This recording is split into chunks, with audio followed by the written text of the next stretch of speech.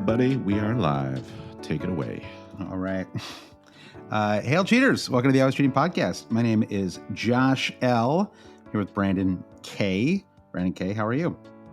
Good. Yeah, life in the witness protection program is great now that they've blocked out the last 5 letters of my last name. You'll never find me. And and as long as we never reveal that your middle name is Shane, no one will ever. Oh no, yeah. I just did it. Whoops. The witness protection plan. I'm not the only one where it's just an endless source of fascination. On the one hand, how easy must it be to hide people? On the other hand, how difficult must it be to hide people? Well, like the end of Goodfellas, I'm like, how is this guy still around? Well, and then like Henry Hill, like left the witness protection program, and like he still didn't get, offed or whatever. Sure. So I don't understand how that he lived to ripe. Not that we want that. Age. That's not what this podcast is all about. He did like prosecute he like whatever. He was a witness against the mob. Exactly. Yeah. So. We all saw that. And that's, so that's not what we're trying to, we're not trying to collude or backstab on the Always Cheating podcast. No. We're here to share tips, our insight, right, Josh? And I continue to rack up the green arrows. I think you do as well. I do. So we've got one match left to play in game week 27. Yeah. How are we feeling? Let's take an Always Cheating heat check here. Yeah, I'm feeling pretty good. I really don't know. I benched Gordon, but I benched him, because I bought Son, and so that's a 1 point difference. So that was fine, I guess. The only thing is I sort of, and again, like we're talking nitpicky here, right? Yeah, the only thing is I might have been hasty in getting Solanke. I probably could have waited 2 weeks to do that. That would have been the only thing. He's kind of too disappointing performance. I mean, honestly, he's been pretty disappointing for most of the winter, honestly, outside of maybe that Newcastle away fixture a couple of weeks ago. So, it's interesting. Obviously, it's a big topic of discussion for today's pod, which is Solanke and the rest of Bournemouth and Luton as well. And we put out the call for some hot takes on both those clubs. We actually got some interesting ones. It's sort of they made me think a little bit, Brandon. So we'll share those later so that people can think. People enjoy thinking, don't they? It's I think this is what the brain likes to what's the word? Work over a problem. The way you work over a piece of pretzel in the back of your I'm thinking of Who Wants to Be a Millionaire, like Regis Philbin's job, at least if you're watching the American broadcast. His whole job was to get the contestant to talk through it. Like if it's just the contestant sitting there stroking their chin, wondering if it's A, B, or C or D, Regis is like, well, what are you thinking? Talk us through the process. So I'll be the Regis and you can maybe be the person who's trying to win $1 million. But neither the performance from Bournemouth nor Luton are going to fill us with a huge amount of faith going into this double. The Bournemouth-Burnley match was interesting insofar as, Burnley are really struggling in the Premier League. They had 75% of the possession, and that was partly by design on the part of Bournemouth. And Bournemouth did not. He had to get out of first or second or third gear. No, it was like a perfect counterattacking strat. It was like a David Moyes, like West Ham kind of like just 2 goals. I think they were both on the break, and they actually had a chance for another goal with Solanke kind of late in the match. I don't know. Maybe he should have scored. It's very similar to the Foden chance today before Foden got his brace, where he, sometimes there are certain times when a player is bearing down on the keeper, and you just kind of know because of the angle that they're taking that there's kind of it's just not going to happen. It's just sort of a feeling like they are not going to score on this. And that was basically how I felt, with Solanke. I was like, I just don't think he's going to score on this chance. And so, but looking at my squad, I'm on 69 points.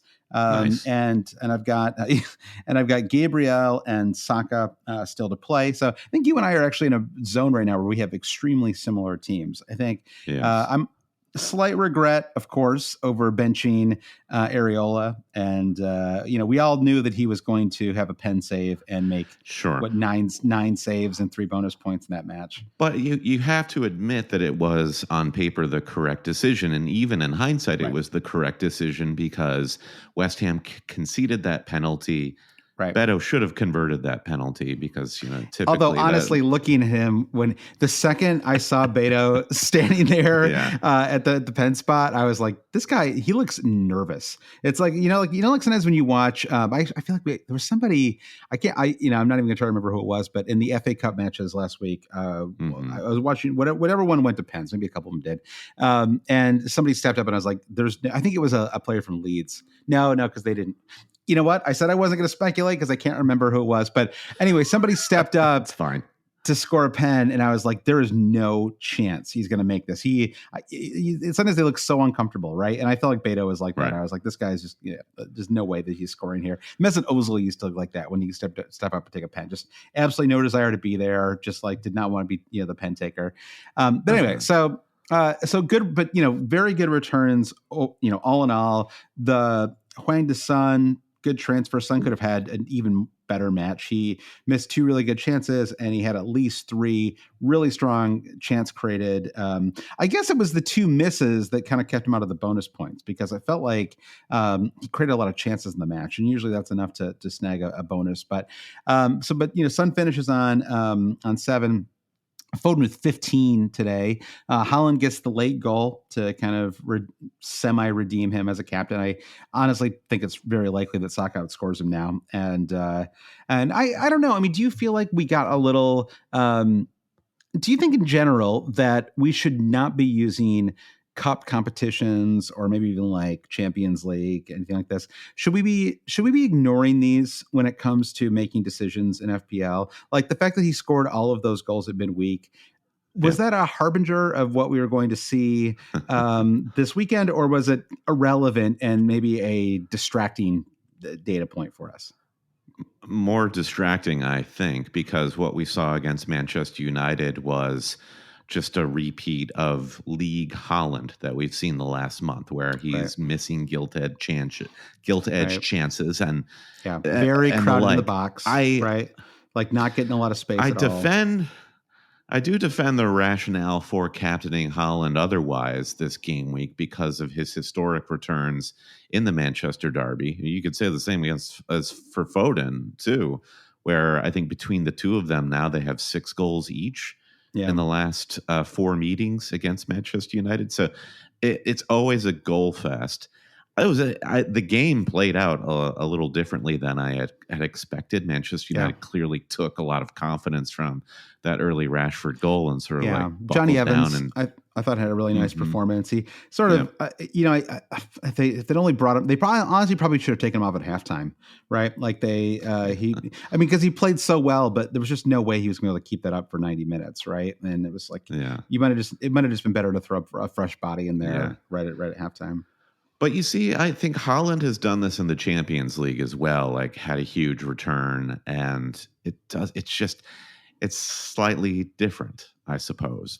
And I don't know any other way to explain it. So I'm kind of with you, but either way we win with Saka because I think the majority of people on the upper echelon were also swayed by the cup competition and captain him. So let's see. I think in our sort of friends mini league, we get like a small percentage of Saka's points. It's not fully negative returns for us if he scores. I think it kind of depends. I feel like I'm seeing negative in most of my, like I know like in terms of effective ownership, which again, I one thing people really need to keep in mind too is that effective ownership really only matters if you're in the top 10K, like at least the effective ownership that most people are referring to, the live FPL version of it. In general, the effective, I mean, you can find different versions of it in different spots, but the kind of like quick and dirty EO that you see is the top 10K. So it may be that it doesn't hurt us that much, but I think the like total ownership of players in tomorrow's match is over 200%, right? Like, so if you own a player, you have 100% of that player. If you have 2, you have 200%, right? So it's only having two players in that match, you and I are probably at a slight disadvantage, to the point where we may not even want Arsenal to keep a clean sheet, which is just kind of a funny spot to be in. In general, I think it's hard. Like, yeah. I think it's not. I find it like just unsatisfying to watch matches like that, like sort of hoping that my player concedes. I mean, I think like on the one hand, it's just a totally like rational, like whatever's going to get me more points is what I should root for. But rooting for my goalkeeper to concede is just always a weird. Yeah, I mean, toss on the like being an Arsenal supporter as well, and it makes things even more complicated. But I do think long term, I want to be doubled up on this Arsenal defense. Like I think I have an extremely good chance of a clean sheet tomorrow, right? And I think that I'm jealous of people who still have two Arsenal defenders going into tomorrow's match. Right. Yeah, for sure. All right. Let me throw my team up here because I have another point to make re the Erling Haaland captaincy. Okay. So here we go. Because there is another player who was talked about ever so briefly, as in the lead up to game week 27. All right, so there's my wonderful series of green arrows there. Look at that, up to close to 580k. Yeah. So very pleased. So I'm on 70 points with Saliba and Saka to play. Now I just live in perpetual fear of a Gabriel masterclass on corner kicks. Yeah. Benching Souček, fine, sure, whatever. Like I say this time and time again, it's great to have a player like Souček who you can never kick yourself for benching because you are never going to start him anyway. Right. And to get returns from all of my mids, assuming Saka returns. Yep. There's nothing bad there. Pau Torres did make the Villa bench, so we'll see if he's fit by game week 29, even though I'm pretty sure I'm free hitting. Great to see a start from Issa Kabore, which gives me some faith, and maybe he could be worth starting in the double in game week 28. We can talk a little bit more about that. Yeah, I mean, but yeah, so you want to like, I don't know what. Well, okay, we'll hold off still on the Luton Bournemouth talk because there's plenty of meat on that bone. So I just wanted to go back in time, not Kings of the Game Week style, but just back a few weeks to look at Haaland versus Watkins. Yeah, 13 points to Haaland's 6, and if we go back to last week, you had Watkins 9 to Haaland's 5. Go back one more week, you've got Watkins 13 to Haaland's 10. You have to go all the way back to game week 24 when Haaland had his 13-point haul and Watkins blanked.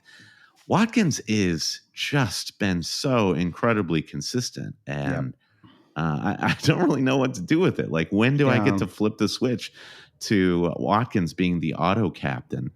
I'm just not sure. Yes.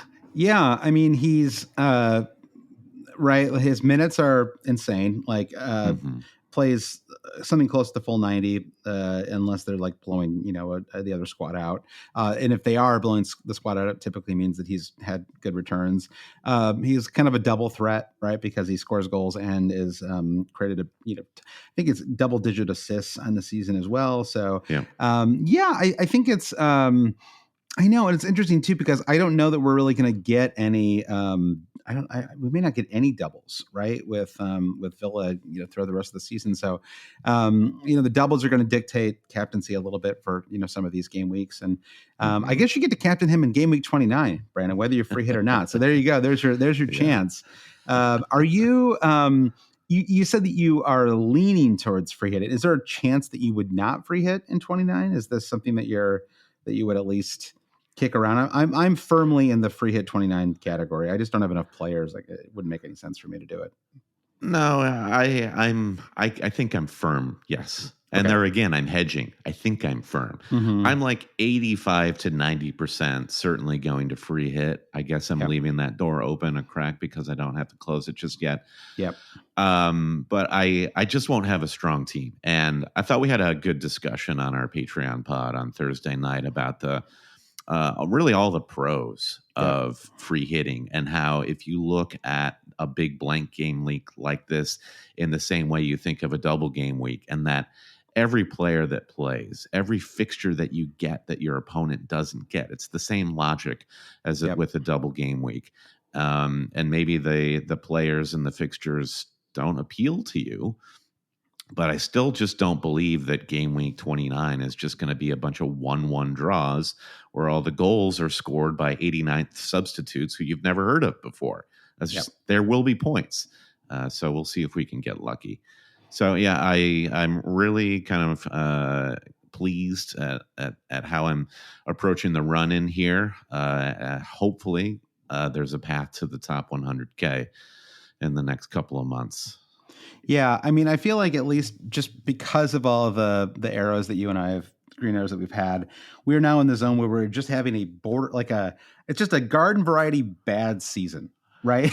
It's like it's not a catastrophic season. It's not a I remember I once did one of those Meet the Manager pods with our friend Joe from Fantasy Football Scout. It's a couple years ago, and I was excited to be on there, have had a number of top 10K finishes and wanted to, talk about whatever my unique insights might be. And we spent almost the entire pod talking about the one season when I finished 600K. And so I have to think to myself, it's like the bad ones do stand out. Right. And so I want to the instructive seasons, right? Are they? Maybe. It's hard to say. In some respect, not the good seasons are also instructive. It's all life. Is instructive. Josh. I would say in general, I am I have a front runner's mentality when it comes to fantasy, which is to say that if I am doing well, I am really good at doing even I become cold, rational, smart when I'm doing well. And it kind of begets doing even better. And when I'm doing poorly, I become a a full on gambler, and I'm just I'm gonna try this and this, and I'm not gonna, but I would say what I have done basically since the festive fixtures is just be pretty kind of boring, I guess, but ultimately it's been satisfying because there's green arrows every single week. And so I think what I'm not having right now, unfortunately, are the I'm not having that 1 week where I have 95 points and everybody else has 60, right? It's more like there's a lot of weeks right now where I have 70 and everyone's got 62, right? It's like it's like a little it's a little closer to the mean, but you average those out over 7, 8, 9 weeks. And I think both of us have started to see a real difference in there. And so it's an argument in favor of just kind of being kind of slow and steady, as long as, as long as your goal is not I will do everything I can to finish in the top 10K this year. And I'm willing to be in the top 4 million if that's what it takes. Because I don't think either of us really are approaching the season that way. I don't want that kind of boomer bust approach. It just doesn't seem satisfying to me, because I know that if it blows up, I'm just going to be so unhappy about it that I just don't want to even go down that road. Yeah, it depends on how you or why you play the game. If it's really only fun, if you're taking those big swings, you and I think maybe are more realists in that sense. And I agree. Yeah, and it's interesting how we've been getting these green arrows, just kind of applying the general logic and not necessarily the synthesized stats-based logic that we're getting from the players, the managers who are actually doing extremely well this season are the ones who are really kind of exploiting those data tables.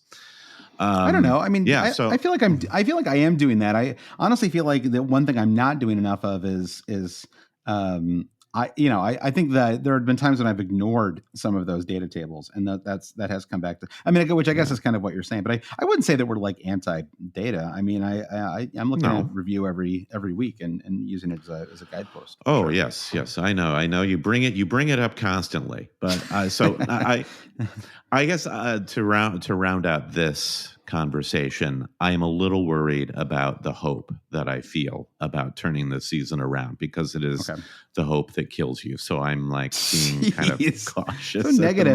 Well, so you're 5, what are you now? You're 550? 580. 580. Okay. So, and we have 12 weeks to go. 11 weeks, 28 to 38. So 11 weeks.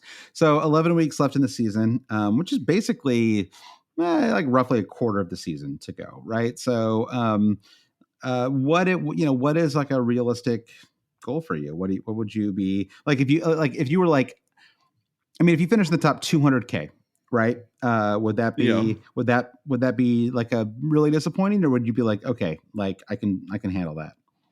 Well, at this point, I still want to just hang on to the 6-figure rank, because you see it happen where you have a great climb and then you fall back in one game week, and my main chief goal is for that to not happen. I don't want to slide back into the sub 1 million OR. I do get that. I do get that. Top 250K, I think, is probably the soft goal, and then top 100K is the stretch goal at this point. I think that makes sense. I think I feel like I'm like maybe like 2 weeks ahead of you on this like trajectory, right? I'm like around 420K, I think now. So I a couple weeks ago, I was definitely in that kind of same zone where I was like, if I just stay into the top 1 million, I'll be happy. And so I guess like the great recalibration is part of the way you have to play. Like when a game like this it's different than other fantasy games, right? Because you're playing, you have your mini leagues or whatever, but you're also playing a game of golf, essentially against 11 million other managers, right? And so your goals will change, right? Like maybe on the first hole or whatever. I don't know if I can keep this metaphor going, but like on the, right at the very beginning, your goal is, sure, I'm going to win the whole thing. And then by the end, you're like, okay, let me just finish in the top 20, like, you kind of just, keep recalibrating. And so I think, I'm still shooting for the top 100K. I don't know. It seems possible, but I do think I probably have to, I will probably have to make a decision at some point. Maybe there's people listening who feel the same way. I have to make a decision at some point about how bold I want to be, right? Because if I just kind of keep doing what I'm doing, which is good, sensible, kind of, sort of solid, kind of in line with clean sheet expectations and bookies odds for goalkeeper scores, things like that, the right decision. Is that enough, or do I have to kind of take a big swing at some point? And I think that's a decision I'm still, I guess it's sort of like, I'm not ready to make that decision yet because I'm not even close enough for it would make a huge difference. It's like, It's like I want to still kind of get a little bit closer. And then if I'm 160K going into game week 38, then yes, like maybe that is the week to really be bold, right? Because the difference between 99K or 300K, the difference between 160 and 300 doesn't feel like a lot to me, but if I could crack the top 100K, that would feel like a real big accomplishment. And so that might be the time to like be real bold, maybe the last couple weeks of the season.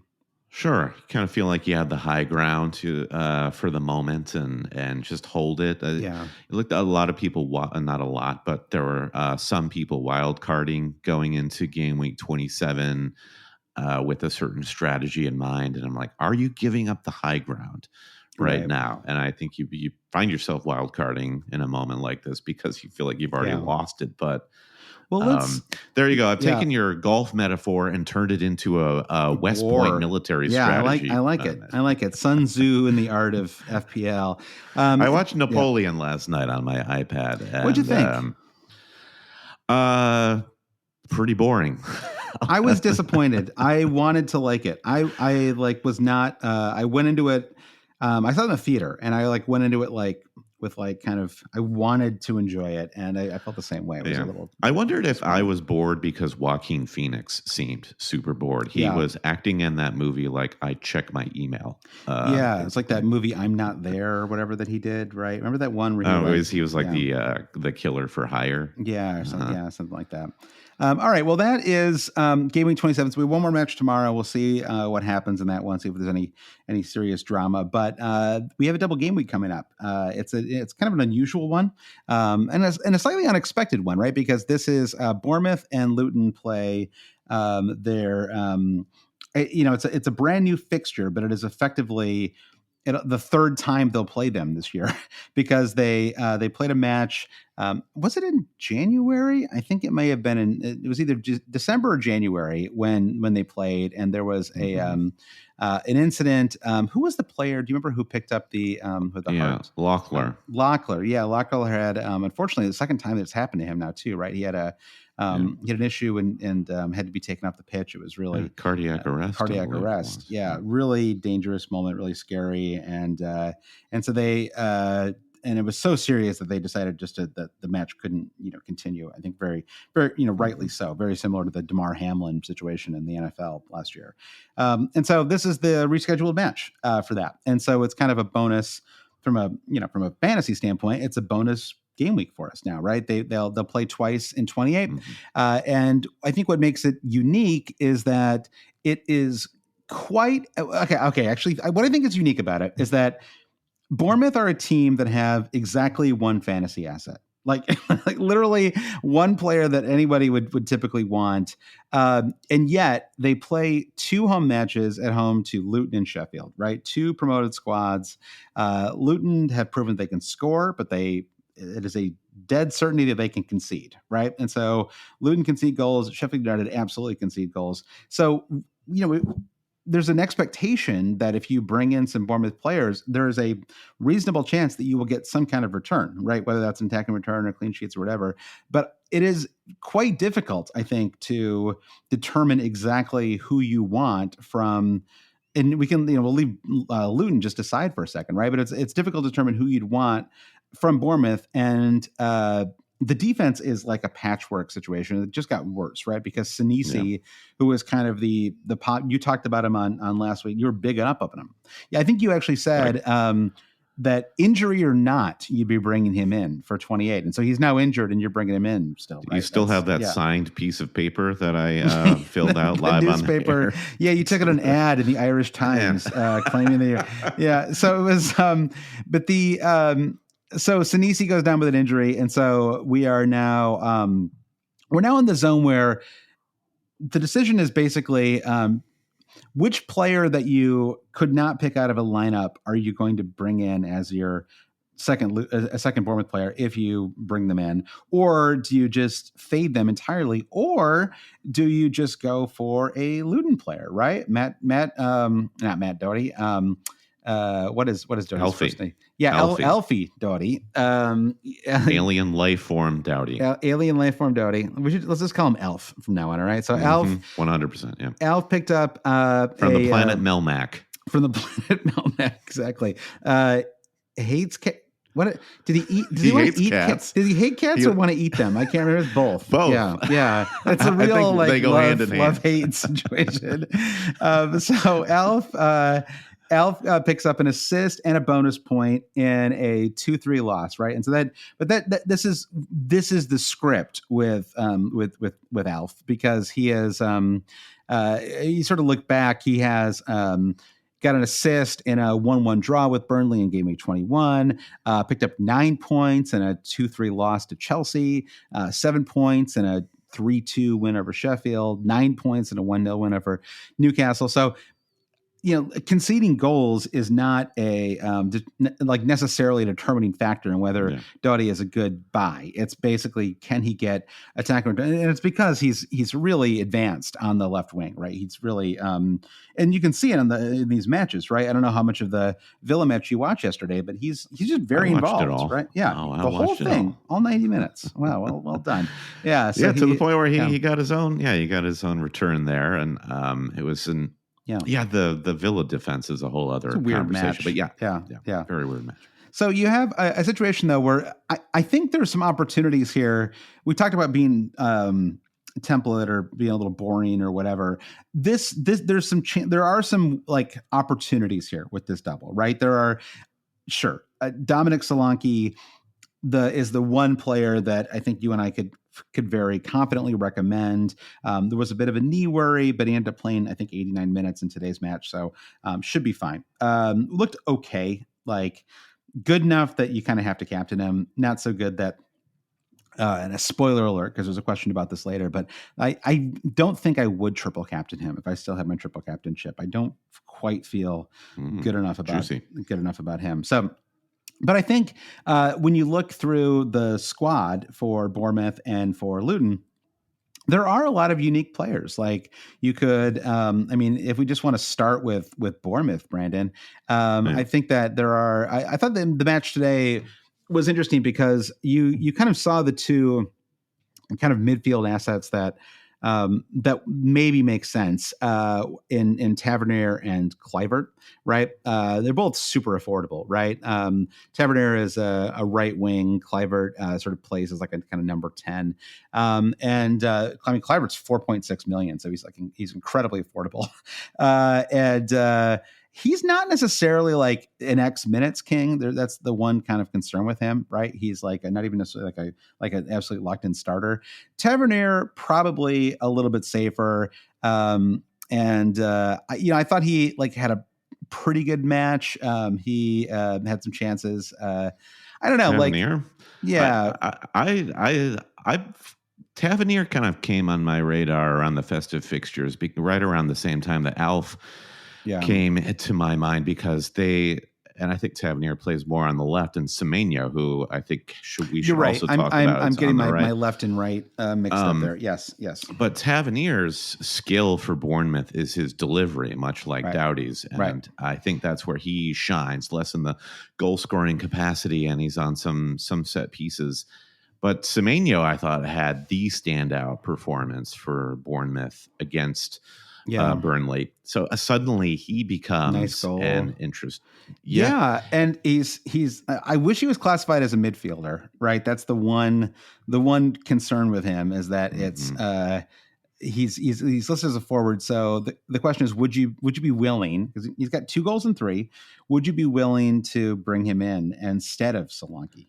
I mean, you don't have Solanke at all right now. So this is a real, like a genuine question.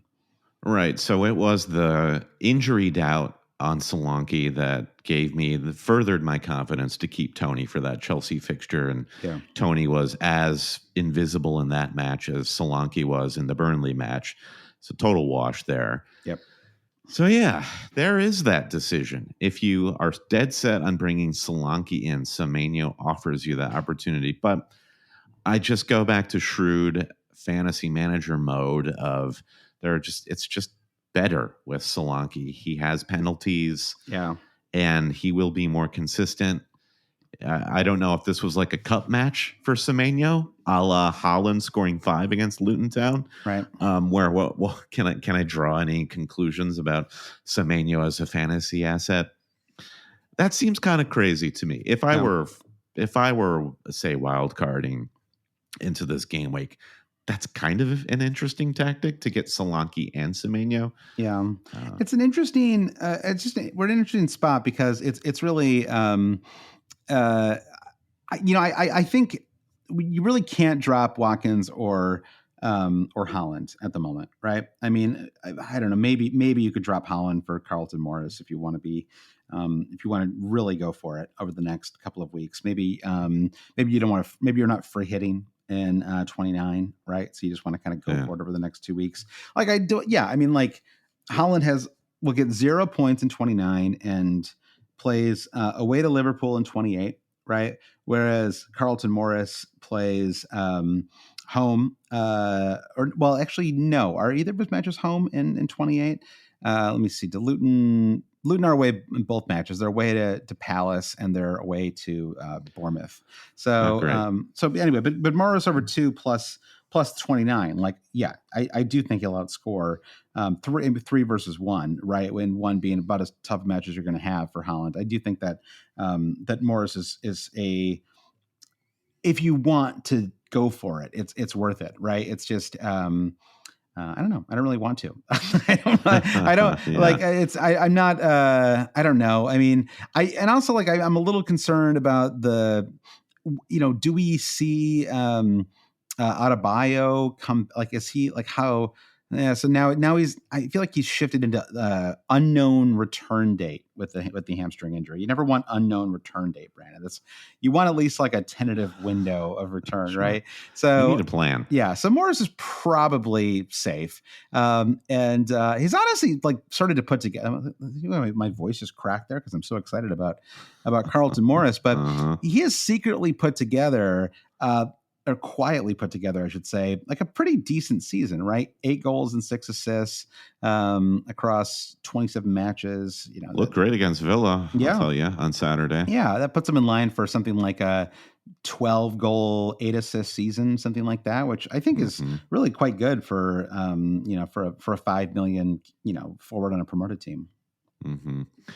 So I think our friend Brian Clark in the YouTube chat points us toward defensive options. And with Senesi out, I like Neto feels like the only pick that I'd be super comfortable with on Bournemouth. It's like there are no goalkeepers that we generally covet. So why not Neto? He played very well against Burnley. Yep. He's kind of like a keeper you'd be fine having for the rest of the season if you'd already played your wild card, etc. So I think that's a great pick there. Yeah, I mean, if you want to, like, I think I'm done. I may never spend a transfer on a goalkeeper again, like as long as I play FPL, because it was like I had never done it, and then this season was one of the first times I ever had to do it, and I guess even then I didn't have to do it, but I felt like I should do it, and it's cost me like 25 points on the season, right? So to me it's like you got to like just like go with the girl that brought you or whatever, or the boy that brought you, right? Like if you're going to the dance, it's like I'm stuck with Dubravka and Areola until I wildcard, and that's just I don't even know. I might just keep them. I have no idea. I have no read on keepers at this point. I have no idea. They all seem bad. And there's an incredible number of Band-Aid goalkeepers this season, right? I couldn't even tell you the name of the guy who's playing at Forest right now. You've got Kelleher at Liverpool, Dubravka at Newcastle. But I'd be so much better off. Johnstone is finally back at Palace. If I had just never bought Dubravka, never wasted the transfer in Dubravka, and literally just kept starting Areola, right? Every time I benched him, he's picked up like a double-digit return. Like there's really no. It doesn't feel like you can logic your way into great goalkeeper transfers. Like there's no. I mean, look at Ederson, right? Ederson, he had an absolutely amazing tackle in today's match, right? Like to me, he is like I think very.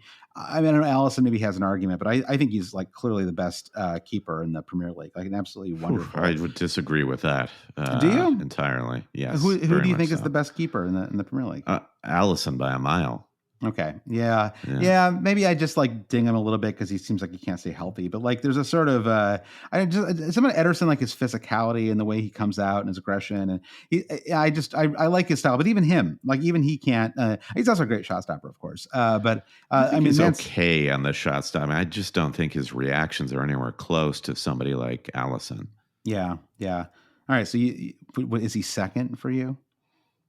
I'm just going through my Rolodex of other goalkeepers. I mean, even Vicario at Spurs, I think. Vicario Martinez. Yeah, I'd put both of those guys ahead of Ederson, honestly. Yeah.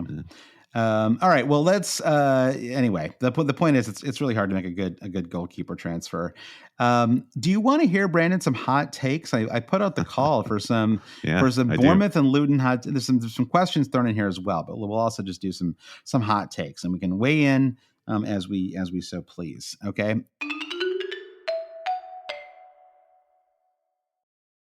We're driven by the search for better. But when it comes to hiring, the best way to search for a candidate isn't to search at all. Don't search, match with Indeed. Indeed is your matching and hiring platform with over 350 million global monthly visitors, according to Indeed data, and a matching engine that helps you find quality candidates fast. Leveraging over 140 million qualifications and preferences every day, Indeed's matching engine is constantly learning from your preferences. Join more than 3.5 million businesses worldwide that use Indeed to hire great talent fast. And listeners of this show will get a $75 sponsored job credit to get your jobs more visibility at Indeed.com/Blue Wire. Just go to Indeed.com/Blue Wire right now and support our show by saying you heard about Indeed on this podcast. Indeed.com/Blue Wire. Terms and conditions apply. Need to hire? You need Indeed. Bournemouth Luton hot takes on. Here we go. Brian asks, triple captain Solanke, bold or stupid? I think to me it's somewhere in between. I think both, it's not bold, nor is it stupid. Uh-huh. It feels like kind of like the chalk move right now. Just if you look at the fixtures, and you mentioned the fixture for Haaland against Liverpool, and beside that, should we even be considering Haaland as an automatic cap? He's not it. So then you've got a marginally informed number 9 in Solanke. It just makes sense to captain him. It doesn't feel bold, and it doesn't feel dumb. To triple, I don't know. Where do you draw the line between it being an exciting triple captain versus I guess I'm just thinking about triple captain. I'm just thinking that, like, someone like, let's say you still have your triple captain, right? Like, there are a number of very good teams that are going to double, but let's say you're a little nervous about Arsenal or Man City, right? We've seen Man City. I don't think it's going to be relevant this season because I presumably will be in what looks like a very tight title race right down to the end of the season. But like last year, we saw like they really prioritized the Champions League, and it made even owning their players in fantasy like a real crapshoot, right? But we know that Spurs and Chelsea will both have doubles, right? And they have nothing to worry about in terms of Europe, right? And so there's not like, would you rather have Cole Palmer for a double game week or like triple captained or Solanke? Would you rather have Son for a triple captain or Solanke?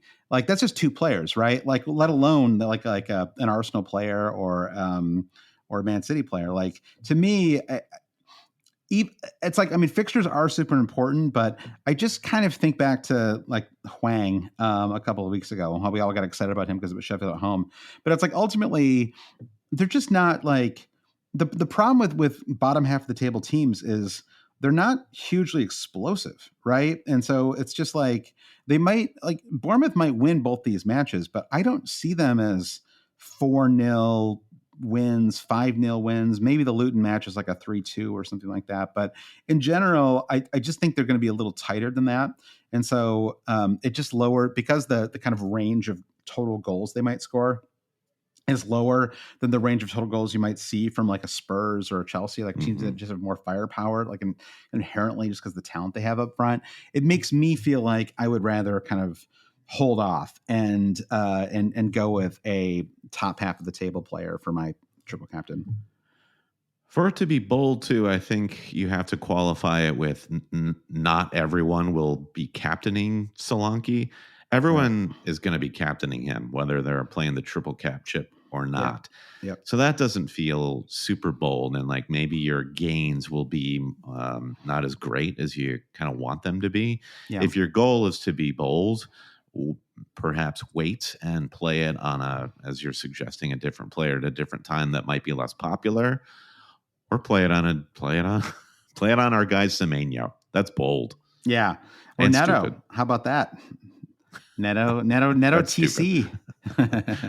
All right. Well, let's high floor, right? You're thinking you got to be at least 5 points there. So, that's a 5 points tripled, Brandon, as we all know, is 15 points. So, yes. Thank you, School of Rock. Yeah. It's the possibility there. All right. Next hot take, or just take really, is mediocre FPL says, if I didn't already have Solanke after today's showing, I'm not sure I'd bother. Morris looked more threatening. I think the Morris-Dottie combo, mediocre, but we're now calling him Elf. The Morris-Elf combo is worth a hit. Luton played teams who've conceded the first, 7th, and 9th most goals from set pieces. Luton have scored the 4th most. So that's interesting. I mean, I think there's an argument for it, and it kind of goes back to what I was saying earlier about Spurs and Chelsea, which is that Luton can score. Luton score goals. Like, this is like they say what you will about them. I don't know if they're going to stay up or not, but this is a team that I have every confidence will score in what is likely both of these matches, right? And so if you expect them to score, I think there's a really good chance that you get some kind of return from Alf or from Morris, possibly both. So I don't know. What do you think about that? Well, that's fair. If I look at anything can happen in one game week. So I buy the argument that Morris is maybe, given recent form, looking a little sharper than Solanke marginally. But I'm going to be stuck with one of these guys, for the weeks after. So Luton in game week 29 have Forest at home. Fair. That's a fine enough match. Yep. Followed by Spurs, then Arsenal, Bournemouth, City. Bournemouth, their fixtures, they do have a blank in 29. So that's something to strongly consider if you don't have a free hit to lean into. Yep. Then they have Everton, Palace, and Luton again in game week 32.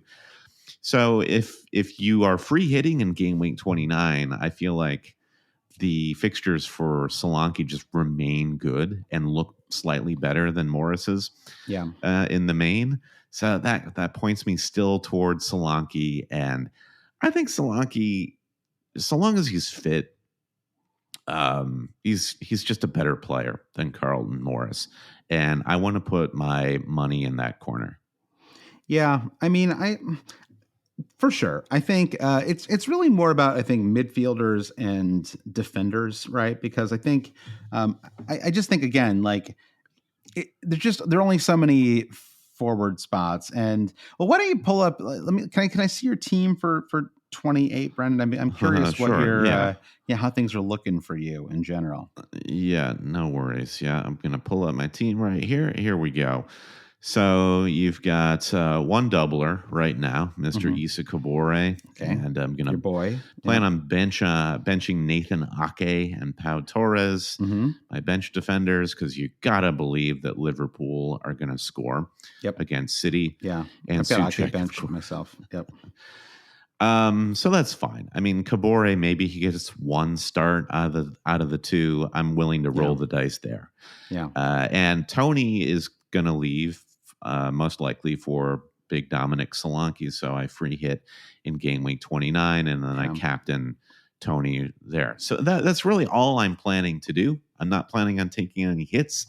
I think I don't know if we've got any bold predictions or hot takes about if hits are worth it for this double. I just really kind of don't think they are. I think I mean, just looking at your squad, I think that a hit for a Bournemouth defender doesn't sound terrible to me, just because then you wouldn't have to start Botman away to Chelsea, which that's probably a 1 or 2 pointer right there. And so maybe there's an argument for just taking a swing with a Bournemouth defender. Yeah. I mean, on the Bournemouth defensive front, there was our friend Rich Clark, who's one of our friends from the Hub Network, was saying, as someone who's had an absolute nightmare with keepers, it feels a good week to go with Neto, with 4 home games on either side of a game week 29 free hit, right? So I think the argument for Neto is the same argument for a Bournemouth defender, which is that even if you are free hitting in 29, if you look ahead to game weeks 30 and 31, you're also going to get some home matches in those matches, in those fixtures as well. So I guess that might be an argument for a -4, is that, well, at least you have a playable defender for the next handful of game weeks. Question, of course, is if there's anybody with Sinisi. I mean, the thing about Sinisi is he was a center back, so it wasn't like he was ever like the most exciting option anyway, right? Like it's sort of he scored a lot of attacking returns. Let's see. I'm just looking at his attacking returns on the season. Fantasy, 3 goals and 2 assists for a center back is pretty strong for somebody priced at 4.5.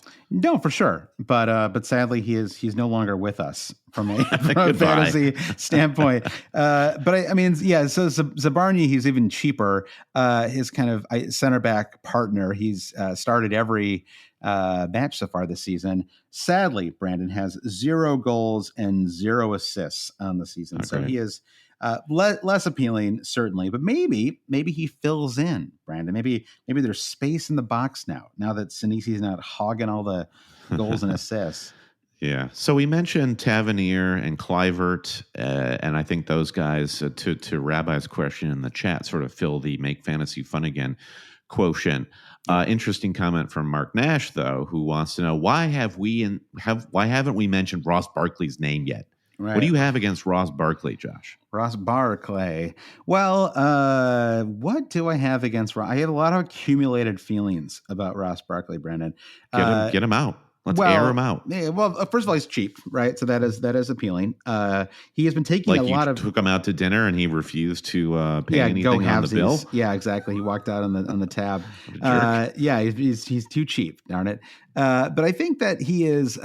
He does take shot. I mean, like he's integral to the Luton attack for sure, and does take a lot of shots.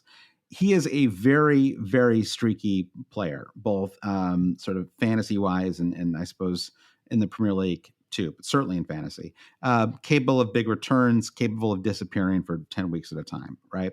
This is, I mean, we still see this. I mean, you and I have been doing this long enough that I still remember when he was the kind of Everton golden boy, right? Like way back when. Then he went to, was it Chelsea for a while, right? Is that right? Yeah. And so, he's found his level or whatever, but like, it doesn't feel worthwhile to me. And I don't know, you and I are in very similar squads right now. And I think that we're, barring any like injury news this week, I really don't know that I have a great, like, I don't know if and I suspect a lot of people listening are kind of in the same boat where I don't really know where I'd even kind of go with a midfield or forward transfer. Like I'm sort of, looking at my team for game week 28, it's, I mean, basically the only spot that would like really make sense would be a defender spot. And I'd probably take, I mean, it's kind of interesting actually, because I do have a Stupinan, the most frustrating player in fantasy. A stupid man, as our friend Michelle said. Yeah, I really would ideally not start him. I'd actually feel I'd rather start Anthony Robinson away to Wolves than start Stupinan home to Forest, right? Because I mean, does he even start? The problem with him now is he's become a player who is a kind of perma risk to come on in the 89th minute, right? Like not start at all and then come on with a minute to go to block whoever's on your bench, right? So. And because I already have Solanke, it's a free hit to get a Bournemouth defender that plays twice at home. So for me, it's worth the risk, right? Even if I think that Luton have a really good chance of scoring in that game, like it feels like even the Sheffield match alone would make it worthwhile, right? Because there's a decent chance they're able to keep a clean sheet in that one. So then you're basically in a situation where you have to decide if there is some upside to be found in the Bournemouth, like the left back and right back spot, basically, right? And that feels a little trickier to me because there's a lot of injuries there.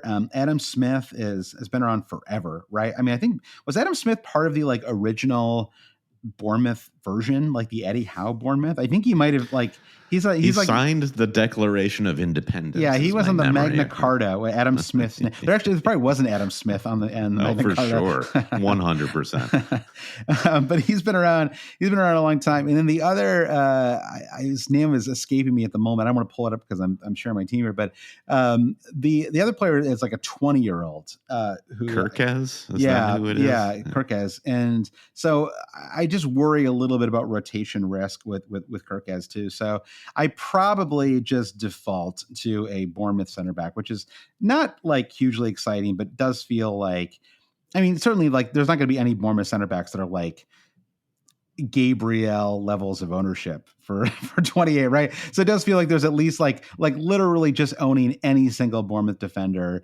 especially if I don't take a hit, is probably like a net positive, right? And then from there, I feel like again, barring any injuries, the squad looks pretty good, right? Like probably similar to yours in a lot of ways. I mean, I think once you make the Solanke move, you and I will quite annoyingly, I hope it doesn't last very long, but we're going to have literally the exact same front seven as each other, right? So Saka, Foden, Palmer, Son, Holland, Watkins, Solanke.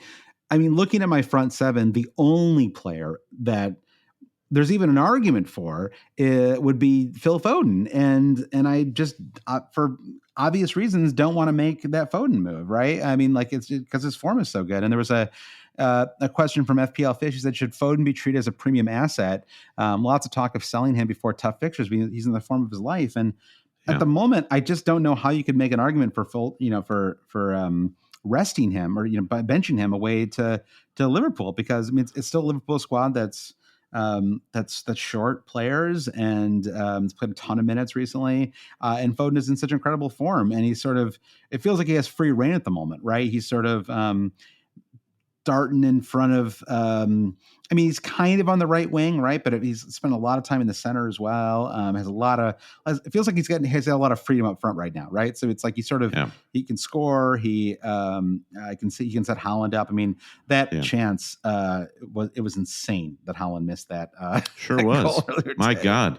I know. Yeah, that was insane. It was also just how Foden has put this team on his shoulders the last few weeks. It's been incredible to see. It's like the narrative season for years. Yeah. We've been waiting. I'm sure Phil Foden's been waiting for this. And you think, well, Pep just doesn't ever give him the platform. And now it's sort of like that moment in Karate Kid where Daniel realizes painting the fence and waxing the car has made him this incredible karate master. Mm-hmm. We're at that point where Pep is just on the sidelines, like smiling and nodding to himself that Phil Foden's doing the crane kick against Johnny Evans. And what a sight.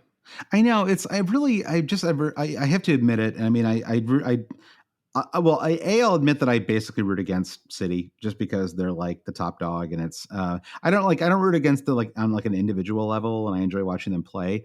But I sort of root against them just because it's like rooting against Bayern Munich, right? It's like I admire Bayern Munich, but I don't want them to win another Bundesliga title, right? You'll get your wish this season, buddy. It looks like it. Yeah, 10-point lead now. I mean, oh my God. And then, I mean, it's going to be kind of crazy. Like if this works out, that Klopp is able to engineer this like miracle run out, and then they get Xabi Alonso, who basically did what Klopp did at Dortmund, right? Which is like finally upend Bayern Munich. Like, it's like, it'll work out so perfectly for them. Like it'd be crazy how well that would work out. Like it'd be like a dream.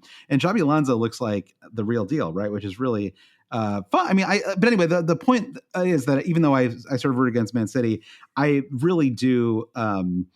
It's just like I just love I really have a lot of admiration for Pep and what he the way he just cranks out. And like I feel like Cole Palmer is like another example of this, where it's just like him leaving and then being so good at Chelsea is like another example of how good Pep is, right? The only player with a brain on that Chelsea team. It's exactly. Incredible. Even like John Stones today, right? And like his positioning and the way he was getting to the box and stuff, it was crazy. Like, so anyway, I don't need to go on about Man City. Everybody knows how good they are, but so Foden to me is kind of undroppable. And certainly the idea that I would take a -4 to, I don't know, turn like Anthony Gordon into Sinisi or whatever, or not Sinisi, Samano or whatever, or Doherty, or I'm like, I keep talking about, now I'm talking about defenders and forwards here, but right, like you don't need to commit any of these player names to memory. A Luton or Bournemouth midfielder, right? The idea that I would drop one of these players for a hit to bring in one of I don't see the appeal outside of them playing twice, right? And so bringing a defender for free, love it. Like go, like there's almost no one clean sheet from that pick, and it's golden for you. Exactly. Totally. You're looking at a 7-8 pointer, and that's phenomenal. The only consideration would be I could also move Lascelles and double up on two Bournemouth defenders, which would be I guess I'd probably get Smith as well in that case. Not something I'm seriously planning at the moment, but would be something that I would consider. And then I guess I would bench Robinson, and I probably would turn Lascelles and a Stupinan into two in that case. A Stupinan has to go, right? Like Brighton just cannot be trusted, obviously. And the drubbing from Fulham 3-0 just reinforces De Zerbi's hatred of Stupinan. What is the deal with Muniz? Like, where did he come from? I maybe I should know this already, but like he just like all of a sudden he's been the third choice. Fulham signed him. I can't remember. I think it was the third. It was when they came up. He was just signed as a backup guy. He's Brazilian. He was just kind of came on as a, I might be misremembering that. Anyway, he scored his first Premier League goal like a month ago. You remember he like broke into tears on the pitch. Yeah. And he's just been like on fire ever since. And for him to take this opportunity with Jimenez being injured and poor Armando Broja, who comes over from Chelsea thinking this is going to be his time to shine. Yeah. You haven't seen this guy. Yep. There's been a lot of good fortune at Fulham. It's kind of the reverse of Brighton, where you have players like Adama Traore coming back from fitness and suddenly just being remarkable.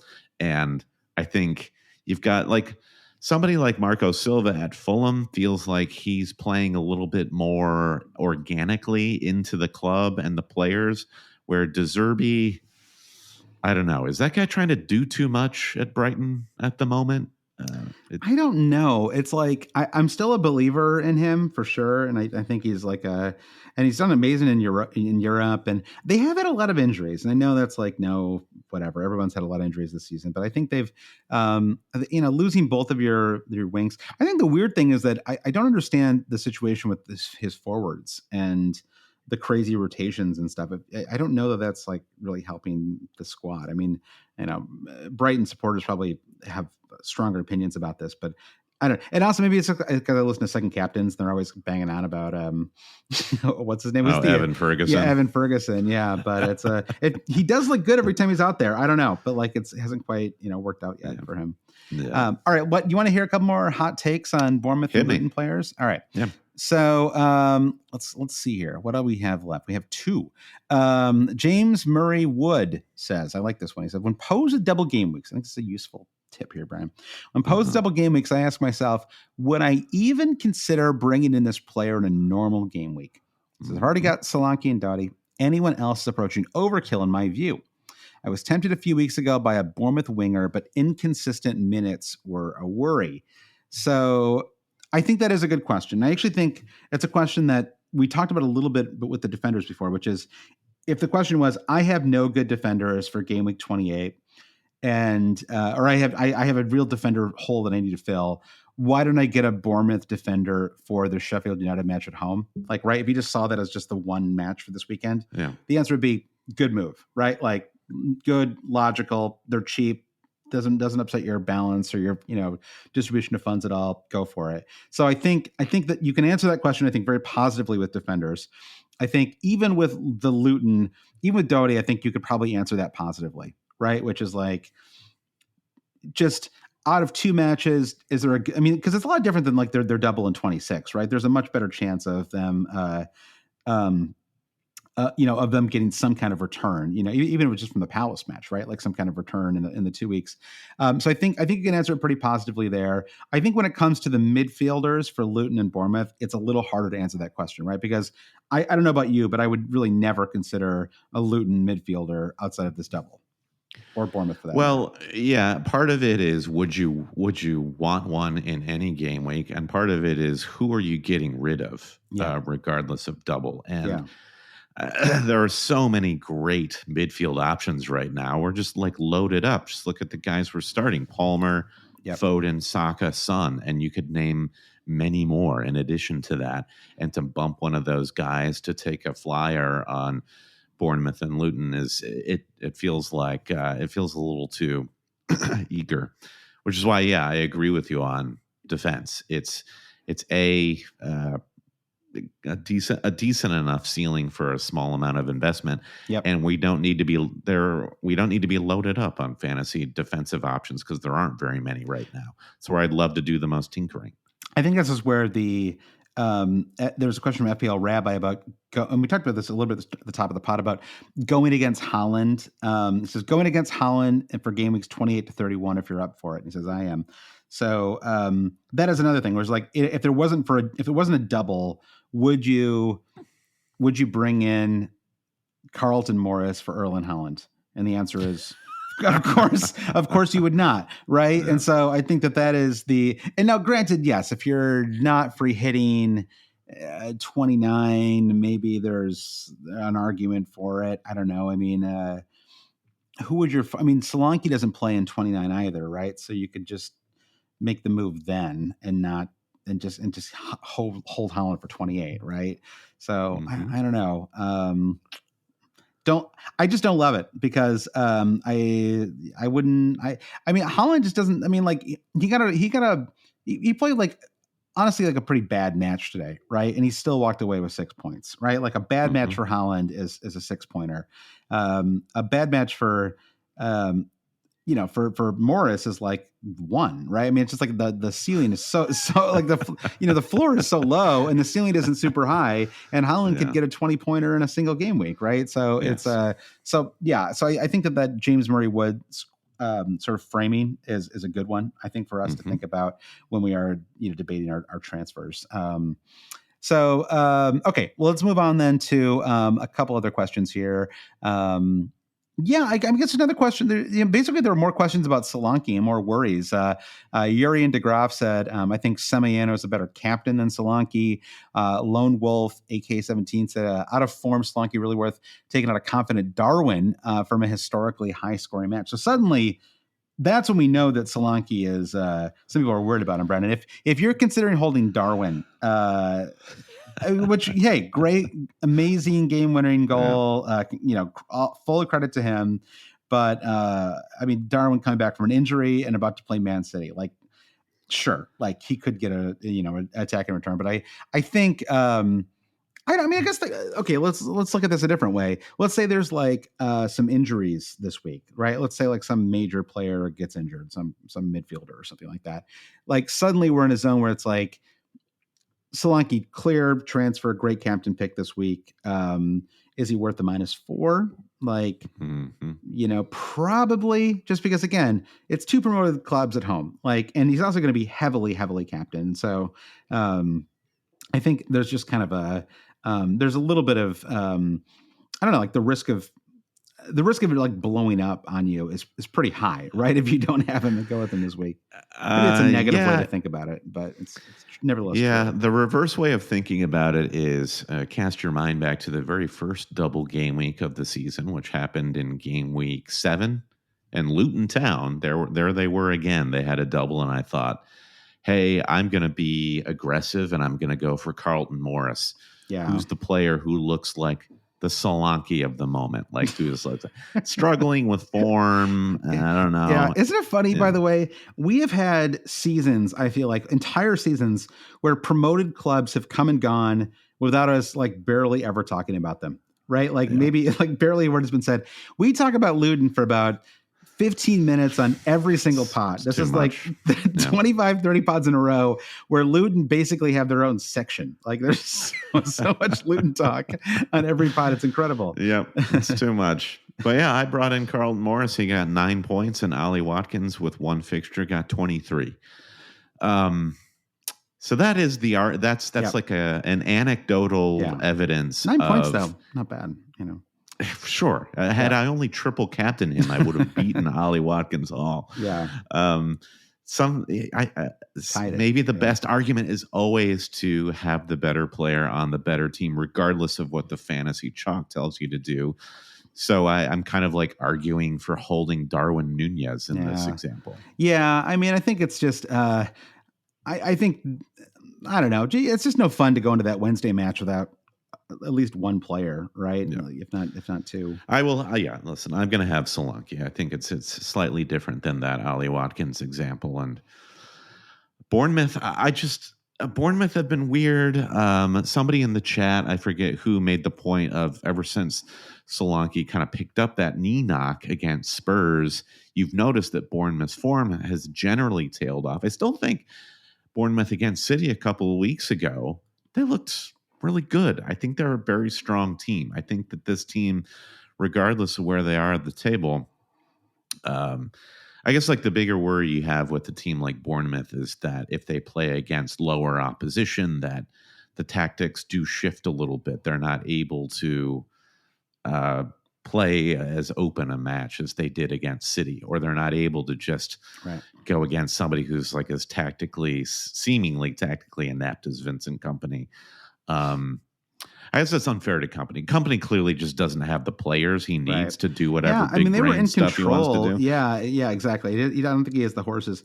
I don't know. What do you think about that look today with the white shirt and the white shoes and stuff? It was like a real I don't know. It was like I don't know if he was going for like a Rick from Casablanca sort of look, with the white and black. Wait, I don't Vincent know. Company had this look going? Yeah, he had like a black blazer with like a white shirt and black pants and white shoes, and it was play it again, Vincent. To me, it didn't work. I didn't love it. I don't know what he was trying to. It's like the angel and the devil on his shoulder or something, right? He's trying to skirt this line between sporty and formal, and for one thing, that baseball hat is not working for him. No, he needs a different hat. It's like he wants to be. It's like he knows what like a classy pep look is, but secretly he wants to be Tony Pulis, and it's like, but he can't quite get all the way there. He should go full Pulis. Yeah, he should. He should just wear shorts like that dude who just got canned at Crystal Palace. That would be great. Not enough coaches wear shorts. Sadly, that's really. I know. Yeah. I want to see Hodgson managing in shorts. That sounds like a lot of fun. We all do. Yeah. Yeah. All right. So I want to look ahead to just a quick look ahead to game week 28, kind of in general. I do first though, Brandon, want to say thank you to all of our Patreon supporters. The pod literally would not exist without Patreon. And so thank you so much to everybody who supports the pod, and thank you to everyone who is considering, and perhaps after this show will decide to do so, or at the very least not cancel their Patreon support, Brandon. Please don't. But you can go to patreon.com/alwayscheating to support the podcast. We do an extra podcast each week. We have a Discord where people can come in and talk strategy and do plan meetups in their community. And we have I feel like we just constantly have games running, right? We have our second chance league is going. You and I are nice kind of top third of the table, doing all right. Not quite contenders yet, but we're hanging around. So we'll see what happens. The winner of that will get a free non-Premier League kit, courtesy of me and you. So and we're also going to buy one for ourselves. So we'll take a photo, so you can pick any kit you want. Twins. Yeah, exactly. The Triplets. stipulation was it cannot be a Premier League kit, because we want to get outside that box a little bit. I want to see like some weird Danish kit or something like that. So and I think for me, if I win, Brent, I think I'm going to go with that Meow Wolf kit, the Santa Fe Meow Wolf kit. Great. Yeah. I'm into it. So patreon.com/alwayscheating is where you can go to support the podcast. And just, I always like to note this as we get closer to the end of the season, that if you, are concerned, well, it's kind of late in the season. We do pause Patreon in June when we're not recording pods. We take a break. So when we're not creating content for Patreon supporters, we don't charge Patreon supporters. We're like Ross and Rachel, and Friends. Yeah. We go on a break. Yeah. We were on a break. So anyway, all right. So that's that. So patreon.com/alwayscheating is where you can go. Thank you to everyone who supports the pod. So game week 28 though kicks off. Obviously we talked a lot about the double. The big news though is that 11. Okay. Again, Brandon, what is going on with the schedule, and why is there no consistency? I don't, Brandon, I will. I don't talk about this very often, but in my real life job, I am a marketing director for a company here in North America. We'll just keep it nice and vague. Consistency is key, and somehow these times. Why were the matches at 8 and 10:30 today, like the Eastern time? Next week we have Sunday matches at 9 a.m., 2 at 10, and 1 at 11:45. As far as I know, they have never started a match at 11:45. In England, it's all because like the local firefighter has to open like a pump, or the horse-drawn buggy carrying the mail has to get through at a certain time of day. So the cops with their billy clubs can't show up until 15 minutes later. Yes. So we have what should be I hope Salah's healthy. That's really the big question, right? Is can Salah play in this match? I think Liverpool would still have a chance without it. Liverpool they really just can't lose this match, right? A draw is fine, but just try to find a way not to. And Arsenal are still right there too, but Liverpool are obviously the team on top right now, and so it's looking at it through that lens at the moment. But if Liverpool can win or hold City to basically, if Liverpool could take points from this match, it's going to be huge for the table and for the rest of the season, right? So I'm really excited about this one. And it's starting to feel, that late goal, the Darwin goal was what a crazy moment. There were so many things that happened at the end of that match, which made no sense. Like the weird, I don't know if you read about this or were watching any of it, the crazy drop ball that happened. Don't remember that. No. So late in the match, I don't need to like get into all the details, but late in the match, there was a situation where I think it was one of the Liverpool defenders basically had, a head injury. Right. I'm not saying that nobody has ever had a head injury. I don't mean to use. I see you doing your funny square quotes. Well, we all know now that like if somebody kicks you on the ankle, you clutch your head and fall to the ground. Right. This is what everybody. This is like because they know they'll stop the match if that happens. Yeah, they're not going to persecute a thought crime for a head injury. Yeah, exactly. So if any part of your body is hit by another defender, you fall to the ground clutching your head and fake a head injury. So anyway, I'm not saying he faked or not, but this happens a lot. So he. But Forest were driving at the time, and so they they stopped play, and then instead of Forest getting the ball back, they did a dropped ball, and Liverpool recovered the drop ball, and then like a minute later they scored this goal, the Darwin goal, and this is like the 97th minute of 90 minutes of extra time, and so it was anyway it was a lot of drama from from a Forest perspective. And then what made it even stranger was that Mark Clattenburg, former manager Mark Clattenburg, has been hired by Forest to be like the Forest spin zone guy. And now he just goes out there after these matches and talks about how Forest were screwed by the managers. It's like the most shameless thing. And it's just like this. So dumb. It's so dumb. And so now it's like every match, it's like, here's where things went wrong for Forest from my ex-colleagues. Like imagine if you left, your job and then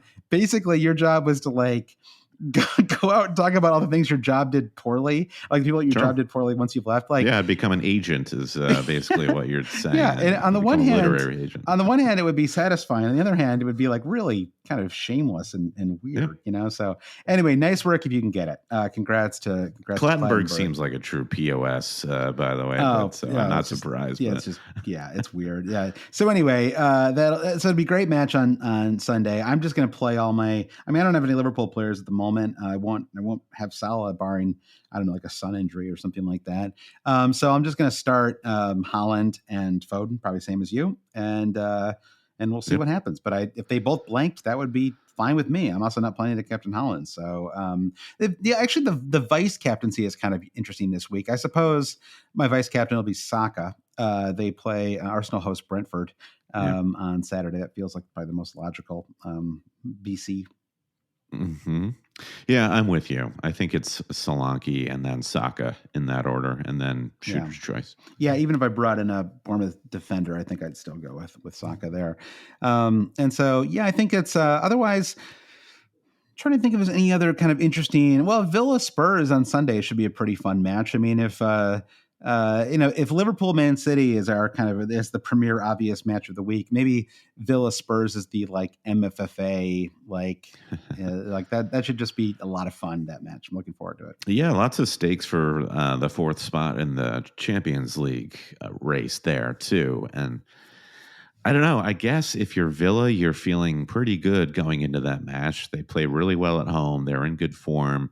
Yeah. Spurs will get something from having both Maddison and Son back. Nice assist from Maddison, by the way. Yep. On that Timo Werner goal. Yeah, it was kind of like, it wasn't like behind him sort of, but was it like side of the boot or something like that? Like however he did it, it was ridiculous. Yeah. Like it was, incredible art. So I agree. That should be a great game. I will not want to have any defenders in that match. That'll be like finish 3-3 or something like that. Yeah. Wolves Fulham will probably be interesting. I guess I'm like, it's always the interesting matches are always the ones with zero fantasy implications. Yeah. Even Chelsea Newcastle, I guess, is good luck calling that one from a fantasy perspective. Yeah. Although I will say for a Monday match, it's a fun Monday game. Yeah, that's right. Yeah. That's sort of I suppose. Will we have Champions League next week as well? I can't Man City play midweek. Man City play host Copenhagen Tuesday or Wednesday. Yep. Arsenal play the following week, so Arsenal have the midweek off. Right. But all Premier League teams who are in Europa League or Europa Conference, so Brighton, Liverpool, Aston Villa, and West Ham all have matches on Thursday. Okay. So another like hold your transfers, be safe. Sure. Yeah. I mean, I wouldn't mind if I was in a position where I honestly had an injury and was a little was kind of forced to bring in a second player just because it is fun to target these doubles. And I think it's it feels especially fun because I'm planning to free hit in 28. So even though game week 30 will be here before we know it, it's still like, I don't want to be, I don't want to get like too, over my skis here. I also think, by the way, I believe after game week 29, we go into the final international break of the season. So it's kind of an even longer wait between weeks. So it really does feel like we're sort of basically the middle kind of block of the season concludes with game week 29, which is kind of our empire strikes back, as it were. Exactly. And then we get to blow up the Death Star again. Yeah, maybe we'll have some warmer weather here in the north as well. So today we finally got some in New York, thankfully. All right, well, I think that's it. Do we have like our MFFA like dog of the week brought to you by the hit movie Strays, Brandon? Is there anyone come to mind for you? Yeah, let's see. Let's just consider who the XGI award goes to. If I'm looking at the fixtures, X dog in him. Who does have that X dog in him? I'm gravitating towards either a West Ham player or a Manchester United player for some strange reason. Okay. I can't in good conscience give the XGI to any Manchester United player. No. So let's go ahead and say Gerard Bowen is going to have the XGI home hosting Burnley, after coming off of a Europa League hangover on Thursday. Okay. And I'm going to go with Frankie's son, my new favorite player in the Premier League. I think Muniz gets a goal away to Wolves and keeps that run going. And then we all get to bring him in on a free hit in game week 29, which I think will also be a lot of fun. Muniz will almost certainly be one of my three forwards in 29. Awesome. Let's all take our opportunity, the one opportunity that the Lord gave us to have. Well, I mean, honestly, if he keeps scoring a goal a match, like we're all going to just own him in general too. So, all right. Well, that's your pod. Thanks to everyone for listening. Thanks to everyone who joined us on the stream today. And once again, if you want to support the podcast, you can go to patreon.com/alwayscheating. Thank you to all of our new and returning and all patrons of every tier, Brandon. Do you want to thank our producer patrons? Sure. Big shout out to producers Mike DePietro, Trevor Ingerson, our buddy Chris Howell, Babas Kuhn, James Holland, Dave Wagner, Lodal, Nick Wright, Lazarus Janos, Jesse Halstead, Bruce Kerr, Brian Chin, Blair Jacobson, Todd Byerly, Andy Portlock at FPL Merch, Carrie Swanson, Jefferson Turner, Buffalo Wild Mings, Francis Moore, Sam Shower, Caleb Robbie, Volker Paulson Kruger, Alex Holcomb, James Keatley, The Saint, Bob Fox, Craig Jackson, Shalin F. Kadakia, Terrence O'Donnell, Heath Cram, Thomas Tislov, Noah and Louise, Travis Grant, Linus Vennerstrom, Dan Parsons, James C., Matthew Skinner, Fro Jacobson, Brennan, Daniel Hart, Lolly, Ben Coombs, Eric Kite, Gareth H., Rune Sandberg, and Brian Clark. Rate, review, subscribe wherever you get your podcasts. And, of course, you can always watch us back on YouTube, see our teams, see our faces. Go to the live section of our YouTube channel at Always Cheating. You can pick up the audio version there as well. Follow us wherever you get your social media. Rocking flat brim hats today. That's a big, stylish. Check out our hat game on YouTube. Give us a thumbs up if you like hats. That's great. Hey, loving us doing the YouTube lives here now too. So check us out. All right. Well, thanks everyone for listening, and we'll be back on Thursday with Patreon Pod. We'll also be back on Sunday with another with a free hit pod, which I mean, I guess we'll talk about everything. But you and I both free hits will be active, and so that'll be a fun conversation. So we'll see you in a week. Bye.